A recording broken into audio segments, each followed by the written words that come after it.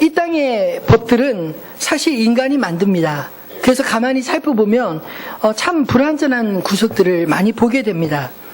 최근에 국회의원 선거 표를 의식해서 여당과 야당 모두가 경쟁적으로 발의해서 통과시킨 영유아 보육비 지원법이 대표적으로 문제가 되는 법이 아닐까요? 사실 시작한 지 1년도 채 되지 않았는데 벌써 자금이 고갈되어서 각 지자체에서 개정 이야기가 솔솔 나오고 있다고 들었습니다. 들어올 예산도 꼼꼼히 살피지 못한 채 그냥 벌려놓고 보자, 이런 식의 정책을 들으면 참 한심하다는 생각이 듭니다. 오늘 본문의 말씀은 바리새인들이 예수님을 시험하는 그런 장면입니다. 이미 여러 차례 예수님은 그들에게 경고의 메시지를 주었지만 그들은 도무지 예수님의 말씀을 듣지 못하고 또다시 시험하고 있습니다. 두 아들 비유를 통해서 그들은 먼저 대답하였으나 지키지 않았고, 또 포도 농부들의 비유를 통해 주인과의 언약을 저버렸으며 왕이 그 아들을 베푼 잔치 자리를 거부한 것, 그것이 바로 유대인들이고 그것이 종교 지도자들이었음을 예수님은 분명하게 지적했습니다. 이 정도면 예수님을 알아보고 깨달을 법도 한데 오늘 말씀은 여전히 예수님을 거부하고 해치려는 그들의 속내를 숨기고 또다시 예수님을 시험하는 그런 장면이 소개되어 있습니다. 바리새인들이 함께 모여서 어떻게 하면 예수를 말의 올무에 걸리게 할까 상의하였다고 기록합니다. 그리고 그들이 생각할 때 정말 기가 막힌 질문을 만들었습니다. 이 질문은 사실 당시 로마의 시민 아래에서 이래도 저래도 걸리는 그런 질문입니다. 가이사에게 세금을 바치는 것이 옳으냐 옳지 않느냐, 이 질문을 말입니다. 바리새인들은 사실 율법을 통해서 민족의 정체성을 찾고자 했던 보수적인 사람들로 로마에 세금을 내는 것에 대해 부정적이었습니다. 그에 비해서 헤롯 땅 사람들은 세속 정치를 추구하면서 유대의 부흥을 꿈꾸는 자들로 로마의 세금을 내는 것에 대해 오히려 우호적인 그런 사람들이었습니다. 이렇게 다른 견해를 가진 자들이 함께 예수님을 함정에 빠뜨리고자 하는 데는 한 마음이 되어서 찾아왔던 것입니다. 아마 바리새인들은 속으로 예수가 로마의 세금을 반대해 주기를 마음속으로 기대하지 않았을까요? 자신들은 그러면 자신들의 주장은 옹호를 받고 동시에 헤롯 땅을 통해 예수를 고소할 절호의 기회를 찾을 수 있기 때문입니다. 반면에 헤롯 땅은 예수가 가이사에게 세금을 바쳐야 한다고 자신들을 옹호해 주기를 바랬을 것입니다. 그러나 그건 역시 자신들은 옹호를 받고 예수님은 동족의 미움을 받아서 예수의 권위가 심각하게 실추되어 영향력 잃기를 그렇게 바라지 않았을까요? 결국 두 상이한 이익 집단은 예수님이 어떻게 말씀하시든 자신들의 행위에 정당성을 얻음과 동시에 자신들의 떠오르는 정적이라고 믿었던 예수의 세력을 일시에 제거할 기막힌 그런 함정을 찾았다고 생각했을 것입니다.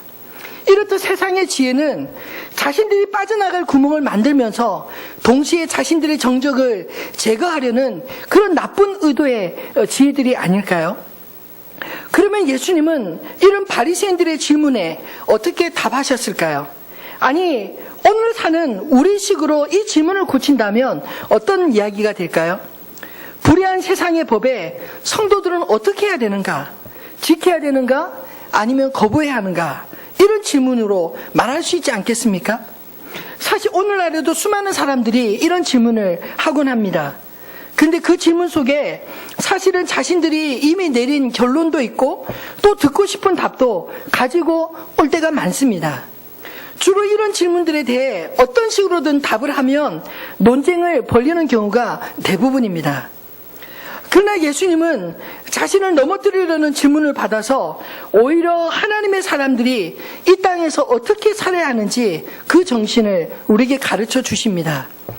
예수님의 지혜는 이런 핑계 저런 핑계로 자기 합리화만 하는 자들에게 그들의 세속적인 지혜를 압도하는 하늘의 지혜를 말씀해 주셨습니다. 저는 말씀을 준비하면서 예수님을 고소할 틈을 찾고자 했던 이 바리새인들의 질문을 압도했던 예수님이 오늘 우리에게는 무슨 메시지를 주실까? 그것을 곰곰이 묵상해 보았습니다. 묵상을 하다 보니 오늘 말씀은 하나님의 사람들은 이 땅에서 어떻게 살아야 하는가? 라는 질문에 주님께서 두 가지로 답을 주시는 것 같았습니다. 첫 번째로 내 안에 예수님이 없으면 내 안이 세상이 될 수 있음을 경고하는 말씀이십니다. 오늘 17절 말씀에 보면 그러면 당신의 생각에는 어떠한지 우리에게 이루소서. 가이사에게 세금을 바치는 것이 옳으니까 옳지 아니하니까 하니. 가이사가 지배하는 세상에서 우리는 무엇을 선택하며 살아야 합니까? 세금을 내야 합니까? 아니면 거부해도 됩니까? 이렇게 질문하는 것입니다. 오늘 이 말씀은 사실 이방인들의 질문이 아니라 바리새인의 질문이라는 것이 굉장히 의미 있는 것입니다. 왜냐하면 그들은 하나님을 믿는 자들이 아니겠습니까? 가이사에게 세금을 바치는 것이 가한가 불가한가 하는 이 질문은 신앙 공동체인 이 유대인들에게 있어서 그 당시에 대단히 중요한 그런 문제였습니다. 하나님을 믿는 자신들의 정체성이 자칭 살아있는 신으로 불리는 가이사 황제에게 세금을 바치는 것이 마치 우상숭배처럼 얼거롭고 불편하게 느껴졌기 때문입니다. 그들은 이교도의 권세에 어떻게 해서든지 대항하고 싶어서 했습니다. 가장 좋은 것이 납세 거부 운동이었고 그리고 무언가 명분을 찾고자 했을 것입니다. 그 명분을 빙자해서 오늘 예수님을 시험하고 있는 것입니다. 온갖 격식과 예의를 갖추어서 예수님의 마음을 무장해제하는 그런 아첨의 말부터 시작합니다. 겉으로는 너무나 달콤한 듣기 좋은 이야기지만 그들 속은 예수를 잡을 기회를 엿보고 있었습니다. 그런데 저는 16절 말씀을 묵상하면서 참 마음이 답답했던 것은 정말 그들이 예수님을 정확하게 알고 있었구나 이런 생각이 들었습니다. 16절 말씀 우리 같이 한번 읽어볼까요? 자기 제자들을 헤롯 당원들과 함께 예수께 보내어 말하되 선생님이여 우리가 아노니 당신은 참되시고 진리로 하나님의 도를 가르치시며 아무도 거르끼는 일이 없으시니 이는 사람을 외모로 보지 아니하심이니이다. 비록 마음에 숨은 다른 동기가 있었겠지만 그들의 입에서 나오는 이 말들은 정말 예수님을 제대로 관찰해서 알고 있다는 그런 생각이 들지 않으신가요? 그럼에도 불구하고 그들이 왜 믿지 않았을까요? 아니, 믿고 싶지 않았던 것밖에 달리 이유를 설명할 수 없을 것 같습니다. 왜 그랬을까요? 예수님이 자신들을 지지하지 않았기 때문에 그렇지 않았을까요? 사실 그들에게 진리보다 하나님보다 더 중요한 것이 내 입장을 인정하느냐 인정하지 않느냐, 내 생각과 맞느냐 맞지 않느냐 이것이었다는 것입니다. 그래서 진리나 하나님이 중요한 게 아니라 내 생각과 내 뜻과 일치하지 않으면 비록 그것이 하나님이라 할지라도 배척할 수 있다는 것, 그것을 보여주는 말씀이 아닐까요? 내 삶의 방식을 인정하지 않으면 나도 거부하겠다, 이런 기세입니다.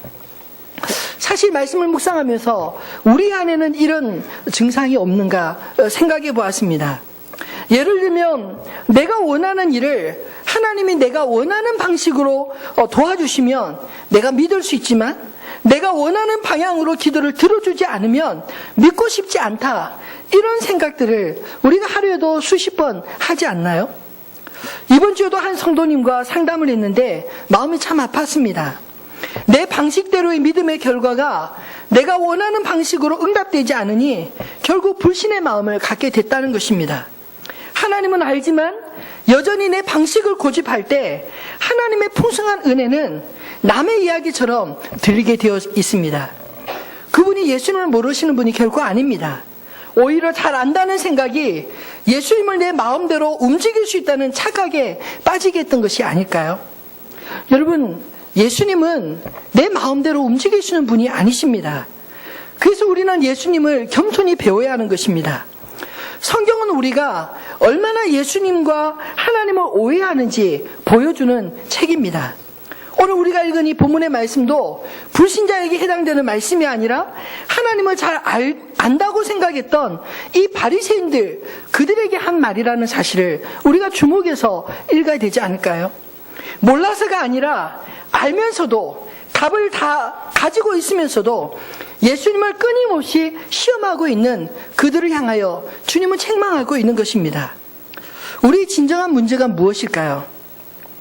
문제의 핵심에 내가 있는데 자꾸만 나는 빠지고 원인을 다른 곳에서 찾으려고 하는 것, 그것이 진정한 문제가 아니겠습니까?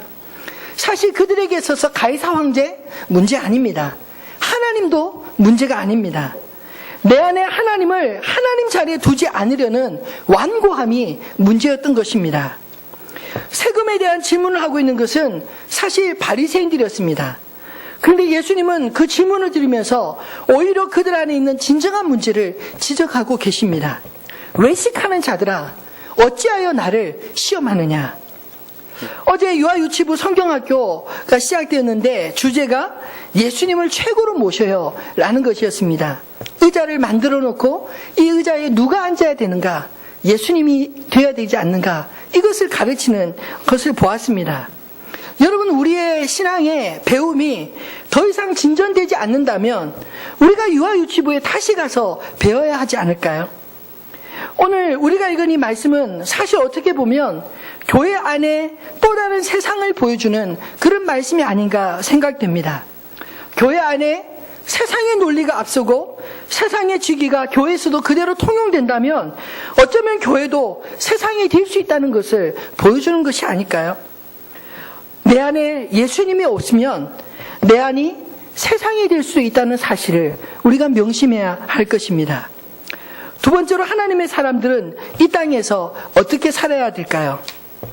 내 안에 예수님이 계시면 세상도 하나님의 나라가 될 수 있다는 사실을 우리가 기억해야 할 것입니다.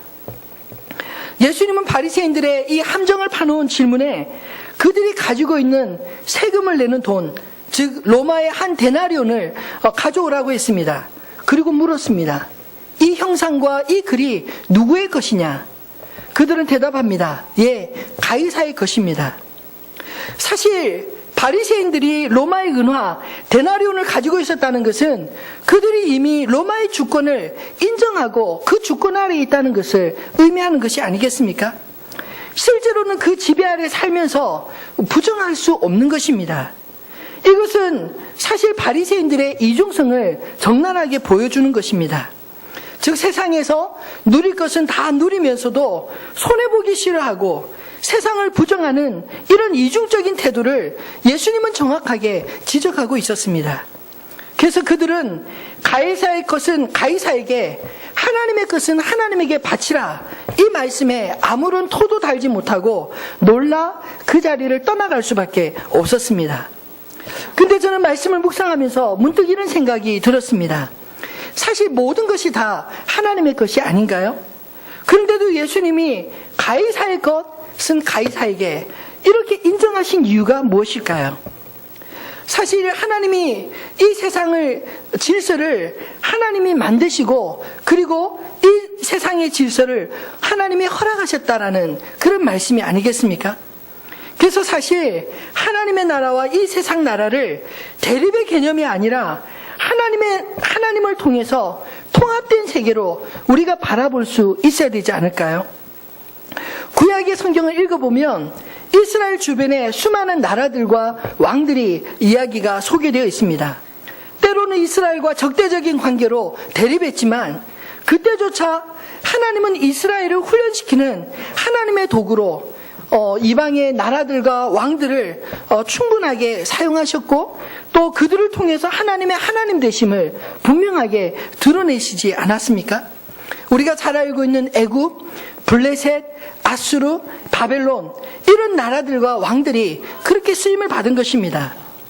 예수님 당시에 로마도 역시 하나님의 주권하에 유대를 식민지로 삼았던 것입니다. 예수님은 빌라도 법정에 섰을 때도 빌라도가 자신이 예수님을 놓을 권한도 있고 그리고 십자가에 못 박을 권리도 있다, 이렇게 주장했을 때 오히려 예수님은 위에서 하나님이 주시지 않았다면 나를 해할 권세가 없으리라, 이렇게 말씀하셨습니다. 예수님이 로마의 권력의 희생양이 된 것이 아니라 하나님께서 빌라도에게 잠시 맡기신 그 권한에 자신을 온전히 맡기셨다는 말입니다. 그것은 빌라도에게 순종한 것이 아니라 하나님께 온전히 순종한 것을 의미합니다. 우리는 자주 불의한 세상에서 어떻게 살아야 하는가 이런 질문을 받습니다. 그러면 아마도 베드로 사도가 살아있다면 이렇게 대답하지 않을까요?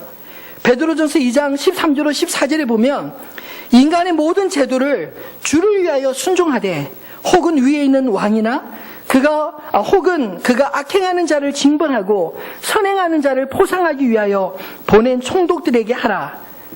또 바울이 살아있다면 뭐라고 말할까요? 로마서 13장 1절 2절 말씀 우리 같이 한번 읽어볼까요? 각 사람은 위에 있는 권세들에게 복종하라. 권세는 하나님으로부터 나지 않음이 없나니 모든 권세는 다 하나님께서 정하신 바라. 그러므로 권세를 거스르는 자는 하나님의 명을 거스름이니 거스르는 자들은 심판을 자취하리라. 내 뜻만 구하지 말고 내가 처한 상황 속에서 하나님의 뜻을 구하고 하나님의 말씀이 내 안에 거하게 하라. 그런 말씀입니다. 여러분, 내 안에 주님의 말씀이 거하며 내가 기꺼이 세상의 소금과 빛으로 살고자 할 때 어떤 일들이 일어날 수 있을까요? 여러분, 사실 베드로나 바울이 살았던 초대교회는 로마로부터 직접적인 핍박을 받았고 그들 역시 순교의 제물이 되었던 사람들입니다. 그럼에도 불구하고 그들은 저항하지 않았습니다. 왜일까요? 고난과 핍박 중에도 하나님이 그들을 통해 이루실 구원을 신실하게 믿었기 때문입니다. 고난과 핍박, 그것이 중요한 것이 아니라 그 가운데서 하나님을 믿었기 때문에 온전히 순교의 자리까지 나갈 수 있었던 것이 아닐까요?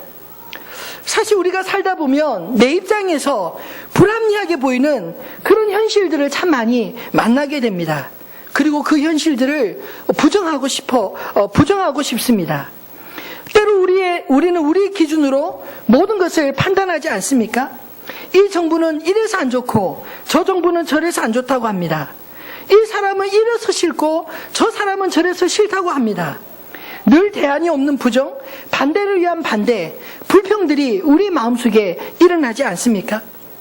그러나 내게 주어진 현실 속에서도 하나님의 뜻과 섭리가 있다는 사실을 여러분 믿으시기를 바랍니다. 분명히 악한 정부나 악한 사람, 그리고 고찰 환경들은 분명히 있습니다. 불의한 직장 상사, 불의한 제도 때문에 우리의 삶 가운데 힘겨움을 겪을 때가 있습니다. 그러나 원망과 불평, 핑계거리만 찾지 마시기를 바랍니다. 믿지 않는 가족들을 부정하지 마시고 잘 도와주시기 바랍니다. 사실 제사 드리는 문제도 우리가 함께 참여할 수는 없지만 그러나 준비하는 걸 함께 도와주며 사랑으로 가족들이 돌아올 그날을 위해 기도하며 섬길 수 있지는 않겠습니까? 제사 때문에 가족 자체를 부정하는 것은 어쩌면 그들이 주께로 돌아올 다리까지 허물어뜨릴 수 있는 그런 계기가 될 수 있기 때문입니다. 문제는 내게 주어진 그런 상황들이 아닙니다. 내가 처한 상황을 하나님 없이 바라보는 그것이 문제이고 내 안에 하나님의 말씀을 듣지 않는 것, 그것이 진정한 문제라는 것입니다. 파브르 곤충기를 한참 열심히 읽던 저희 아들에게서 참 재밌는 이야기를 들었습니다. 파브르가 곤충을 연구하러 이 동네 저 동네 다니다가 프랑스의 한 시골 마을에서 사람들이 맹독성이 강한 그런 독버섯을 캐서 먹는 것을 보았습니다. 그래서 너무나 신기해서 아니 이 버섯이 독버섯인 줄 모르느냐, 이게 굉장히 위험한 것인데 어떻게 먹느냐 이렇게 물어보니까 이 사람들이 독버섯인 줄 알면서도 먹었다는 것입니다. 근데 먹는 방법이 그냥 먹는 것이 아니라 나름대로 먹는 방법이 있었습니다. 이 독버섯을 소금물로 한 2번 끓인 후에 햇볕에다가 말려놓으면 그 독성이 다 빠져나간다고 합니다. 그런 다음에 그 독버섯을 그냥 버섯처럼 먹을 수 있게 되었다는 것이죠. 여러분, 소금과 빛, 참 그 위력이 대단하지 않습니까? 너희는 세상의 소금이니 빛이니 라고 말씀하신 주님은 비록 독버섯이라 할지라도 소금과 빛의 위력 앞에서 무너진다는 것을 아시고 우리에게 들려주시는 말씀이 아닐까요? 바다 속에 사는 물고기들은 비록 소금물에 살지만 살아있을 때는 소금에 절여지지가 않습니다. 그러나 죽으면 소금물에 절여진다고 합니다. 여러분, 세상 속의 그리스도인들도 이와 같지 않을까요? 요한복음 15장 7절 말씀에 보면 너희가 내 안에 거하고 내 말이 너희 안에 거하면 무엇이든지 원하는 대로 구하라. 그리하면 이루리라고 말씀하셨습니다. 내 안에 주님의 말씀이 거하며 또 내가 주님 안에 온전히 거하기 원할 때 우리가 무엇을 구할까요? 이 땅에서 하나님의 나라를, 이 땅에서 하나님의 뜻을 구하지 않겠습니까? 기꺼이 소금과 빛으로 살고자 하는 그런 기도를 주님 앞에 드리지 않을까요? 그렇다면 독버섯 같은 세상도 우리를 통해서 하나님의 나라로 변화되어질 줄로 믿습니다. 말씀을 맺겠습니다. 내게 주어진 삶, 그곳이 바로 나를 보내신 곳이라는 사실을 기억하시기를 바랍니다. 내가 주님 안에 있고 주님의 말씀이 내 안에서 살아 역사하신다면 그곳이 곧 하나님의 나라가 아니겠습니까? 어느 곳에 있든지 하나님의 이름을 높이며 예배할 수 있는 저와 여러분이 되어지기를 소망합니다. 비록 지금 내 삶이 내가 원하지 않는 삶이랄지라도, 내가 선택하지 않는 삶이랄지라도 부정하기보다 나를 향하신 하나님의 말씀에 날마다 귀를 기울여 보시기 바랍니다. 그러면 하나님이 왜 이곳에 나를 보내셨는지, 이곳에서 무엇을 하도록 내가 부름받았는지 하나님의 뜻을 찾게 되실 줄로 믿습니다. 우리는 이 세상 밖에서 부름받은 자들이 아니라 이 세상 속에서 하나님의 사람들로 부름받은 자들입니다. 우리 안에 주님이 계시고 주의 말씀이 내 삶을 이끌어 나갈 때 세상은 우리의 삶을 통하여 하나님의 말씀을 보게 되고 듣게 될 것입니다. 작년에 제가 보았던, 아주 감동 깊게 보았던 이 중국교회 동영상이 말씀을 준비하는 중에 문득 떠올랐습니다. 그래서 다시 한번 함께 보고 싶어서 한 5분 정도 제가 편집을 했는데 먼저 영상을 한번 함께 볼까요?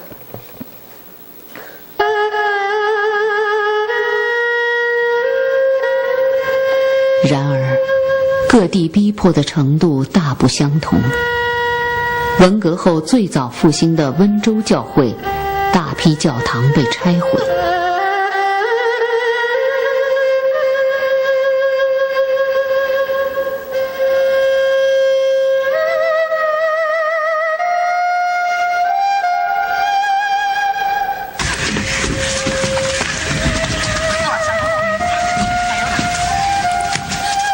后来复兴的河南教会，坐牢和殉道者居全国之首。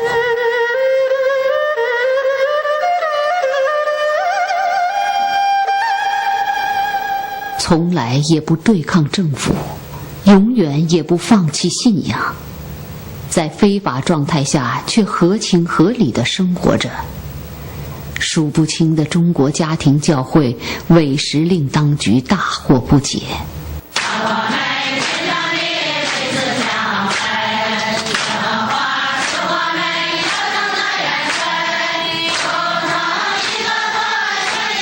他们不知道我们所做的是什么，是吧？他们不明白我们所做的是什么，他们自以为是我们是反革命，其实他们心里也知道我们不是反革命。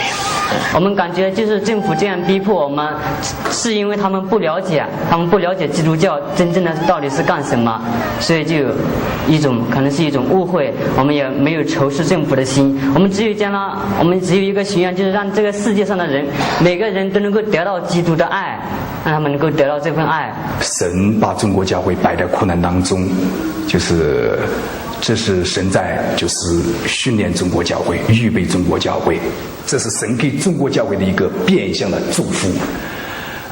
我们在为君王、为逼迫我们的人，在为他们祝福，为他们祷告。对国家的当官场权力，无论在上边的中央的领导，一直下到地方上的生产的小组组长，我们都给弟兄姐妹说，要尊重当官场权力，因为这是神说明的。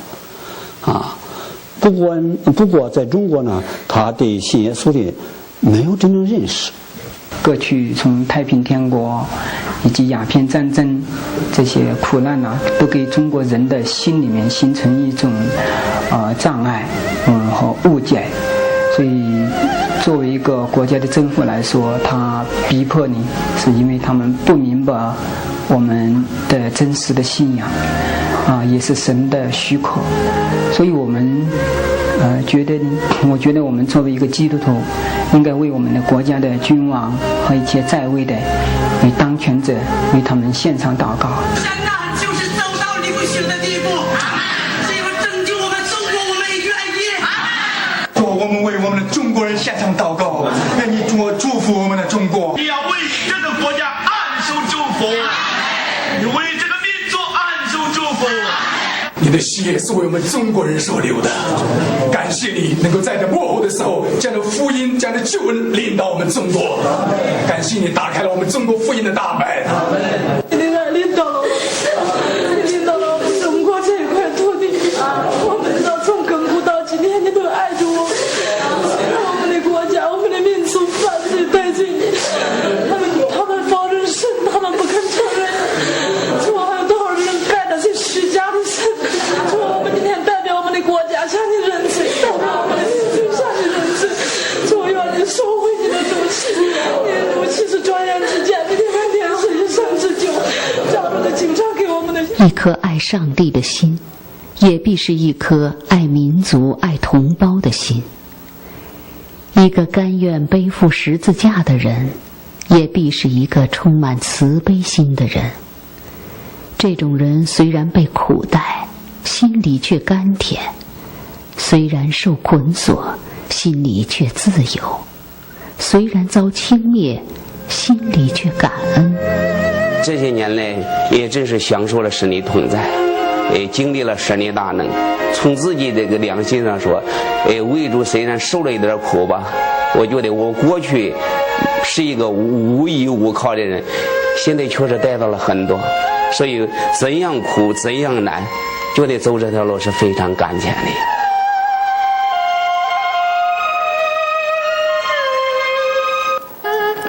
아마 이렇게 중간 뒷부분은 이렇게 글씨가 잘 보이지 않으셨을 것 같아요. 근데 내용들은 그렇습니다. 중국 정부로부터 이렇게 지하교회가 많은 핍박을 받고 있지만, 근데 그 성도들의 고백을 보면, 그 나라와 정부에 대해서, 공산당에 대해서 그 불평하는 마음이 하나도 없습니다. 마치 성경의 언어처럼 그들이 그 나라와 민족을 사랑하고 그리고 그 민족을 대신해서 애통하며 회개의 기도를 드리는 그런 모습들이 방금 저희가 본 모습입니다. 고난 중에 있지만 그럼에도 불구하고 그 고난을 믿음으로 극복하고 오히려 위에 있는 권세들을 향하여 기도하는 이런 모습 보면서 여러분 어떤 것을 느끼셨습니까? 저는 영상을 보면서 오늘날 중국 교회를 통해 한국 교회를 바라보니까 마치 고생시킨 자식들이 부모를 더 공경하고 고생 안 시킨 자식들이 부모에게 불효하는 그런 느낌을 문득 받았습니다. 사실 우리의 주어진 환경 참 중국에 비하면 훨씬 더 은혜로운 축복들을 우리가 누리고 있지 않습니까? 그들은 고난 중에 있어도 하나님의 우리와 함께 하신다. 이것 자체만으로도 행복해야 합니다. 오늘 저와 여러분은 무엇으로 행복해하고 무엇으로 불행하게 느끼십니까? 우리 안에 예수님이 계시면 사실 세상도 하나님 나라로 변화시킬 수 있습니다. 그러나 우리 안에 주님이 없으면 우리 안에 오히려 세상이 될 수도 있다는 사실을 오늘 이 말씀을 통해서 우리에게 들려주신 것이 아닐까요? 오늘 저와 여러분이 주어진 환경을 탓하기보다 오히려 우리 안에 거하시는 주님과 함께 세상의 소금과 빛이 되어 부르신 곳에서 하나님을 예배하는 그런 복된 은혜가 있기를 주님의 이름으로 축원합니다.